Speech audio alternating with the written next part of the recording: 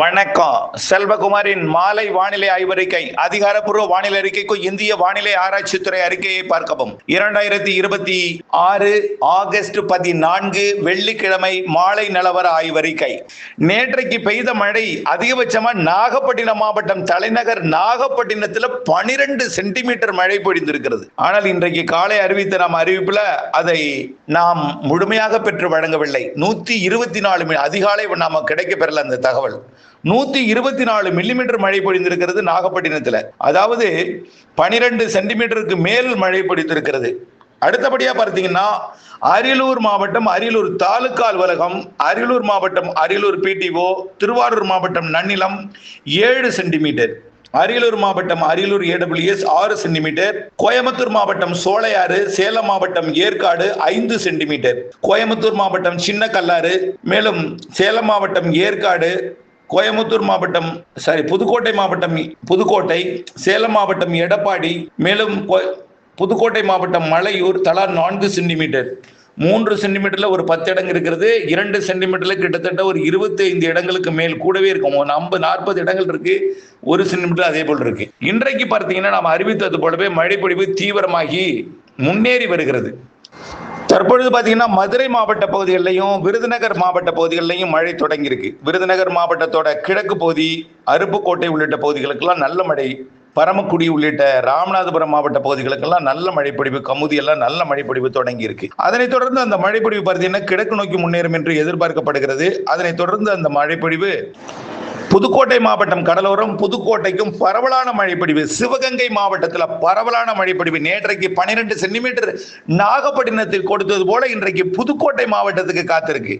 புதுக்கோட்டை, சிவகங்கை, ராமநாதபுரம் மாவட்டம் உள்பகுதி எல்லாமே நல்ல மழைப்பொழிவை எதிர்பார்க்கலாம். அதே போல பார்த்தீங்கன்னா கொடைக்கானல் மலைப்பகுதிகளில் நல்ல மழை பொழிந்து கொண்டிருக்கிறது. வால்பாறை பகுதிகளிலையும் நீலகிரி மாவட்ட பகுதிகளிலையும் நல்ல மழை. மேட்டூர் உள்ளிட்ட, அதாவது ஈரோடு மாவட்டத்திலிருந்து வந்த மழை சேலம் மாவட்டத்தோட மேட்டூர், கொளத்தூர் உள்ளிட்ட எடப்பாடி உள்ளிட்ட பகுதிகளுக்கு கனமழை பொழிவு கொடுக்க போகுது. அதுக்கு அடுத்தபடியா பார்த்தீங்கன்னா நாமக்கல் மாவட்டம் திருச்செங்கோடு உள்ளிட்ட நாமக்கல், ராசிபுரம் உள்ளிட்ட பகுதிகளுக்கு கொடுத்து, அப்படியே பார்த்தீங்கன்னா கொல்லிமலை பகுதிகளுக்கும், பச்சைமலை, சேலம் மாவட்டத்தோட கல்வராயன் மலைப்பகுதி, ஏற்காடு, சேலம் மற்றும் கள்ளக்குறிச்சி மாவட்ட வழித்தடம் எல்லாமே நல்ல மழைப்பொழிவு காத்திருக்கு. இன்றைக்கு திருச்சிராப்பள்ளி மாவட்டத்தின் வடக்கு பகுதிக்கும் இன்றைக்கு இருக்கு, நம்ம ஏற்கனவே சொல்லியிருந்தோம். அதே போல புதுக்கோட்டை மாவட்ட மழை கந்தர்வ கோட்டைக்கு அது டெல்டா மாவட்டங்களுக்கும் கனமழை பொழிவு கொடுக்க போகுது. டெல்டா மாவட்டங்களுக்கு இன்றைக்கு உறுதியாக தெற்கு டெல்டா கனமழை காத்திருக்கிறது. மன்னார்குடி உட்பட நல்ல மழை காத்திருக்கிறது. நாம் நேற்றே சொன்னோம். நேற்றைக்கு வடக்கே நன்னிலம், பேரளம் மற்றும் கொள்ளுமாங்குடி உள்ளிட்ட பகுதிகளுக்கு கொடுத்துச்சு. இன்றைக்கு தெற்கே கொடுக்கும் நம்ம சொல்லியிருந்தோம் ஏற்கனவே, வந்து கொண்டிருக்கிறது. சுமார் ஒரு 6:30 மணிக்கெல்லாம் புதுக்கோட்டை மாவட்ட எல்லையிலிருந்து தஞ்சாவூர் மாவட்ட எல்லைக்குள் அது நுழையலாம் என்று எதிர்பார்க்கப்படுகிறது. இருகாற்று இணைவு, அதாவது நுழையலாம்னு சொல்றதை விட அது இருகாற்று இணைவு தான். அது தொடர்ந்து இருகாற்று இணைவு, மேற்கிலிருந்து வரக்கூடிய காற்றும் கிழக்கிலிருந்து வரக்கூடிய காற்றும் இணைஞ்சிட்டே இருக்கும். மேற்கு காற்றோட வேகம் கூடுதலா இருக்கிறதுனால கடற்கரையோரம் இருகாற்று இணைவு நடைபெறும். அதன் அடிப்படையில் கந்தர்வக்கோட்டை, ஒரத்தநாடு உள்ளிட்ட பகுதி, அதே போல திருவோணம் உள்ளிட்ட பகுதி, செல்லம்பட்டி உள்ளிட்ட பகுதிகளும், அதே போல அறந்தாங்கி, ஆவுடையார் கோவில், ஆலங்குடி, புதுக்கோட்டை, கரம்பக்குடி, ஆவணம் இந்த பகுதியெல்லாம் மழைப்பொழிவை கொடுத்து கொண்டு பிறகு டெல்டாவுக்குள்ள வரும். நல்ல மழைப்பொழிவை கொடுக்கும். அதே போலதான் வடவுள் மாவட்ட பகுதிகளிலையும் ஆங்காங்கே மழைப்பொழிவை கொடுக்கும். அதே போல திருவண்ணாமலை மாவட்டத்துக்கும் சரி, வந்தவாசி உள்ளிட்ட பகுதிகளுக்கும், கள்ளக்குறிச்சி மாவட்ட பகுதிகளுக்கும், காஞ்சிபுரம் மாவட்ட, செங்கல்பட்டு மாவட்ட பகுதிகளுக்கும் இன்றைக்கு மழை உண்டு. எல்லாமே பெரும்பாலான மாவட்டங்களுக்கு இன்றைக்கு மழை சொல்லியிருந்தோம். நாம மீண்டும் ஒரு முறை நினைவுபடுத்துறோம். 14ஆம் தேதினு சொல்லிட்டு இருந்தோம். அந்த நாள் இந்த நாள். ஆகவே கண்டிப்பாக இன்றைய மழைப்பொழிவு மிக மெல்ல நின்று பெய்து விலகும். இன்றைக்கு பெய்து கொண்டிருக்கூடிய மழை ராமநாதபுரம் மாவட்டத்தில் பெய்கிற மழையை விட சிவகங்கை, புதுக்கோட்டை மாவட்டத்தில் பெய்கிற மழை நின்று பெய்கிறது. நீடித்து நின்று நல்ல மழையாக, கனமழையாக 8, 9, 10 சென்டிமீட்டர் வரைக்கும் கூட சில இடங்கள்ல கிடைக்கலாம். ஓரிரு இடங்கள்ல குறைஞ்சபட்சம் 1 சென்டிமீட்டர்ல இருந்து 8 சென்டிமீட்டர், 10 சென்டிமீட்டர் வரைக்கும் கூட கிடைக்கும். இதே போல் மழை டெல்டாவிற்கும் வரும் என்று எதிர்பார்க்கப்படுகிறது. இந்த மழைப்பொழிவு நாளைக்கு கொஞ்சம் தீவிரம். இன்றைக்கு வட உள் மாவட்ட பகுதிகளுக்கும் உண்டு. இப்ப இந்த சேலம் மாவட்ட மழை அப்படியே கள்ளக்குறிச்சி, விழுப்புரம், கடலூர் மாவட்டத்திற்கும், அரியலூர், பெரம்பலூர் மாவட்டத்துக்கும், நாமக்கல் மாவட்டம் தாண்டி திருச்சி மாவட்ட வடக்கு அரியலூர், பெரம்பலூர், கடலூர், கள்ளக்குறிச்சி, விழுப்புரம் மாவட்டத்திற்கும், அப்படியே திருவண்ணாமலை, திருப்பத்தூர், வேலூர், ராணிப்பேட்டை, சென்னை, திருவள்ளூர், காஞ்சிபுரம், செங்கல்பட்டுக்கெல்லாம் நள்ளிரவிலே கொடுக்கும் மழை. ஆனால் அதிக மழை எதிர்பார்க்கக்கூடிய இடம் நல்ல கனமழைன்னா டெல்டா மாவட்டங்கள், அதனை ஒட்டியுள்ள வட மாவட்டங்கள், அதாவது கடலூர், மயிலாடுதுறையை ஒட்டி உள்ள மாவட்டங்களுக்கும், நல்ல மழை பொழிவு கிடைக்கும். புதுக்கோட்டை சிவகங்கை உறுதியாக கனமழை கடலோரம் வரைக்கும் ஆவுடையார் கோயில் அறந்தாங்க எல்லாமே நேற்றைக்கு மழை, இன்னைக்கு 2வது நாள் மழை, இன்றைக்கு மழை. ஆகவே இப்படிப்பட்ட மழைப்பொழிவு நாளைக்கும் இருக்கும். ஆனால் நாளைக்கு பரப்பில் குறைந்திருக்கும். நாளை மறுநாள் ஞாயிற்றுக்கிழமை இரவு கொஞ்சம் தீவிரமா இருக்கும். இரவு தான், பகல்ல இருக்காது, எல்லாமே இரவு தான். சென்னை, திருவள்ளூர், காஞ்சிபுரத்திற்கு ஞாயிற்றுக்கிழமைக்கு மேல் தீவிரமடையும். மாலை இரவு மழை தான், மதியம்லாம் இருக்காது. மாலை இரவு மழை, பெரும்பாலும் மாலைன்னா பின் மாலை 6 மணிக்கு பிறகு நள்ளிரவுக்குள் அந்த மழைப்பொழிவு அமையும். வரக்கூடிய ஞாயிற்றுக்கிழமைக்கு மேல, அதாவது வரக்கூடிய 16ஆம் தேதியிலிருந்து 16லிருந்து பிற மாவட்டங்களுக்கு அளவு குறைவு, வட உள் மாவட்டங்களுக்கு அதிகம். இந்த மயிலாடுதுறை மாவட்ட அறுவடை போன்ற பகுதியெல்லாம் நீங்க சனிக்கிழமை செய்யலாம், ஞாயிற்றுக்கிழமையும் செய்யலாம். ஆனால் பரப்பில் குறைவா இருக்கும் மழைப்பொழிவு.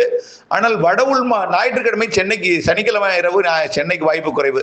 சனியும் ஞாயிற்றுக்கிழமை பகல்லையும் வாய்ப்பு குறைவுன்னு வச்சுங்களேன். ஞாயிற்றுக்கிழமை இரவிலிருந்து தினசரி மாலை இரவு மழை சென்னைக்கு உண்டு. சென்னை உள்ளிட்ட வடகடலோரம் வட உள் பகுதிகளுக்கு உண்டு. டெல்டா மாவட்டங்களுக்கு கொஞ்சம் குறைவா இருக்கும்.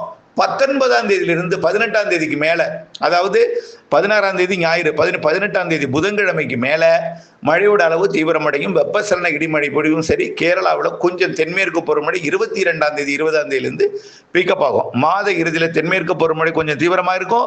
தமிழ்நாட்டில் கொஞ்சம் பரவலான வெப்பசலன மழை, நல்ல மழை, பரவலான மழை பொழிவு, இப்ப பெய்து கொண்டிருக்கூடிய மழையெல்லாம் விட கொஞ்சம் கூடுதல் மழை மாத இறுதியில் காத்திருக்கு. நம்ம ஏற்கனவே சொல்லிட்டே தான் இருக்கோம். செப்டம்பர் இதை விட கூடுதல் மழைங்க, கண்டிப்பா செப்டம்பர் கூடுதல் மழை. வெப்பசலன காற்று சுழற்சி மழை செப்டம்பர்ல.